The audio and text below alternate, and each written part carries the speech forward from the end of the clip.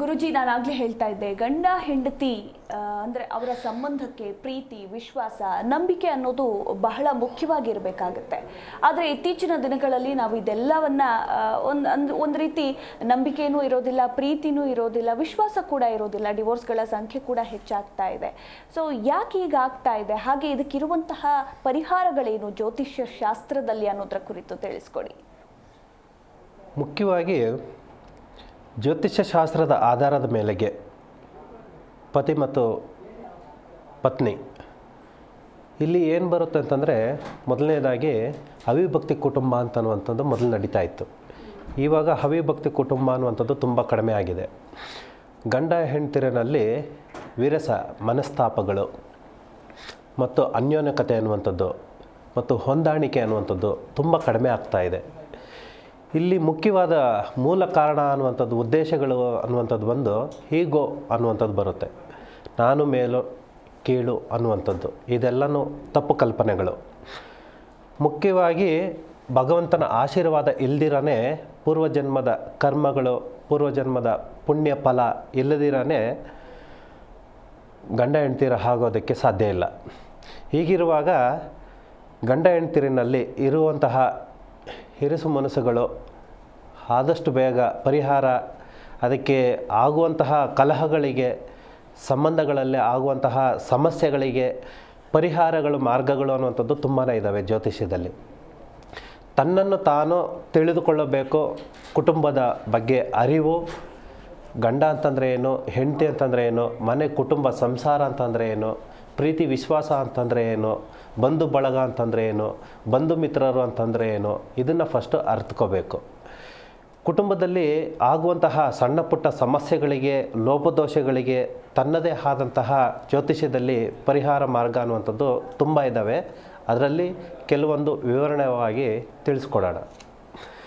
ಜ್ಯೋತಿಷ್ಯದ ಶಾಸ್ತ್ರದ ವೈವಾಹಿಕ ಜೀವನದಲ್ಲಿ ಆಗುವಂತಹ ಸಮಸ್ಯೆಗಳಿಗೆ ಉದಾಹರಣೆಯಾಗಿ 125 ಗ್ರಾಮ್ ಕರ್ಪೂರವನ್ನು ತೆಗೆದುಕೊಂಡು ಅದಕ್ಕೆ ತಕ್ಕಂತೆ ತುಪ್ಪವನ್ನು ಸೇರಿಸಿ, ಜೇನುತುಪ್ಪವನ್ನು ಸೇರಿಸಿ ಮನೆಯಲ್ಲಿ ಅಂದರೆ ಅವರ ಬೆಡ್ರೂಮ್ನಲ್ಲಿ ಇಟ್ಕೊಳ್ಳುವಂಥದ್ದು. ಇಷ್ಟು ದಿನಗಳ ಪ್ರಕಾರವಾಗಿ ಅಂತಂದರೆ 11 ದಿನ ಅಥವಾ 21 ದಿನ ಅಥವಾ 42 ದಿನಗಳು, ಒಂದು ಮಂಡಲ ಅಂತ ಹೇಳ್ತೀವಿ.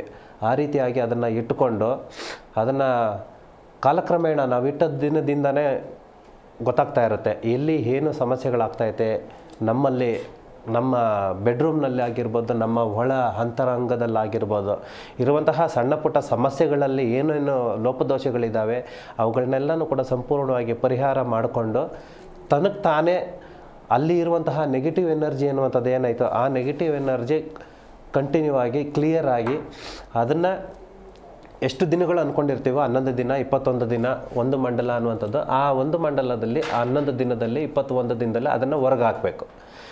ಆವಾಗ ಚೇಂಜಸ್ ಅನ್ನುವಂಥದ್ದು ಕಂಡು ಬರ್ತಾ ಇರುತ್ತೆ. ಏನು ಲೋಪದೋಷಗಳು ಅನ್ನುವಂಥದ್ದು ಏನಿದೆಯೋ, ಏನು ಪ್ರಾರಬ್ಧಗಳು ಅನ್ನುವಂಥದ್ದು ಏನಿದೆಯೋ, ಏನು ತೊಂದರೆ ತಾಪತ್ರೆಗಳು ಅನ್ನುವಂಥದ್ದು ಏನಿದೆಯೋ ಅದನ್ನೆಲ್ಲ ಸ್ವಲ್ಪ ಸರಿಪಡಿಸ್ಕೊಳ್ಳುವಂಥದ್ದು ಮುಖ್ಯವಾದ, ಇದು ಸಿಂಪಲ್ ಆಗಿ ಕೊಡುವಂತಹ ಉದಾಹರಣೆ ಅಂತ ಅನ್ಕೋಬೋದು.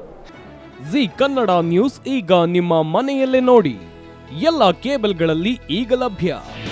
ನಿಮ್ಮ ನೆಚ್ಚಿನ ಜಿ ಕನ್ನಡ ನ್ಯೂಸ್ ಈಗ ಸನ್ ಡೈರೆಕ್ಟ್ ನಲ್ಲಿ number 292, Tata Play number 1664, Jio TV number 1334, NXT digital number 30, IN cable number 30, city networks 51, U digital number 162, GTPL number 17, Rockline telecommunications number 42, Shri Basaveshwara cable number 168, rural cable network 60, Vinayaka digital 57, Abhishek cable 821, city channel 53, Siddeshwara cable network 57, ವಿ4 digital infotech 628, Surya digital networks 53, Gajanan digital number 836, Malnad infotech private limited number 56, Metrocast number 830, victory digital number 167ರಲ್ಲಿ ನೋಡಿ ಆನಂದಿಸಿ.